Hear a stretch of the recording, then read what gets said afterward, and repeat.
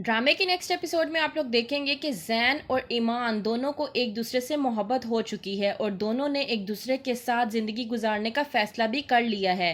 जैन अपनी माँ शाइस्ता से कहता है कि मैं ये तो नहीं जानता कि मुझे मोहब्बत हुई है या नहीं, लेकिन हाँ, अगर ये बात आए कि मैं अपनी ज़िंदगी किसके साथ गुजारना चाहूँगा तो बात ये है कि मैं अपनी पूरी ज़िंदगी ईमान के साथ गुजारना चाहूँगा। और अगर इसको मोहब्बत कहते हैं तो हाँ, मुझे ईमान से मोहब्बत है। दूसरी तरफ ईमान के वालिद आते हैं और ईमान से पूछते हैं कि वो जैन के लिए तैयार है या नहीं, और साथ ही साथ ये भी कहते हैं कि अगर तुम इस रिश्ते के लिए हाँ कहोगी तो मेरी सिर्फ इतनी सी ख्वाहिश है कि तुम अपनी खुशी के लिए हाँ कहो, किसी के प्रेशर में आकर तुम्हें हाँ कहने की ज़रूरत नहीं है।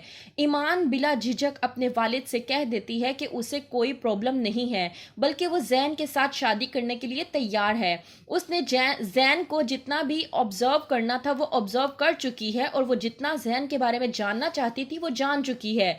उसका कहना यह है कि जैन वैसा बिल्कुल भी नहीं है जिस तरह के उसके बहनोई हैं, और यही एक खासियत है कि वो जैन के करीब होती चली गई और उससे उससे मोहब्बत हो गई।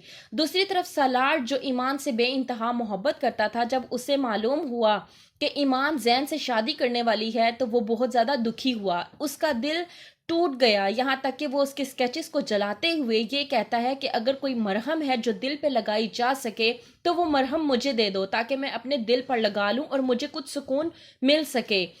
दूसरी तरफ शाइस्ता जो बिल्कुल भी नहीं चाहती कि जैन की शादी ईमान के साथ हो, वो लेकर जाती है अपने बेटे को किसी और लड़की के घर लड़की दिखाने के लिए, ये कहकर कि हम लोग उनके घर पे दावत के लिए जा रहे हैं। जब जाते हैं तो लड़की की माँ शाइस्ता से कहती है कि तुम्हारा बेटा तो बहुत बोझल लग रहा है, लग ही नहीं रहा कि ये लड़की देखने के लिए आया है। वहीं पर शाइस्ता कहती है कि ऐसा कुछ नहीं है, शुरू शुरू में लड़के ऐसे ही करते हैं, बाद में जाकर वो अपनी माँ की ही बात मानते हैं। कहती है लड़की की माँ कि लड़का किसी और में इंटरेस्टेड तो नहीं है। वहीं पर शाइस्ता कहती है कि ऐसी कोई बात नहीं है, बल्कि ये सब कुछ मेरी नन का किया धरा है जिसकी वजह से ये सब कुछ हो रहा है। शाइस्ता बिला झिझक वो अंगूठी जो उसकी नंद यानी उसकी आपा ने उसको पकड़ाई थी ईमान को पहनाने के लिए, वो अंगूठी बिला झिझक उस लड़की की उंगली में पहना देती है।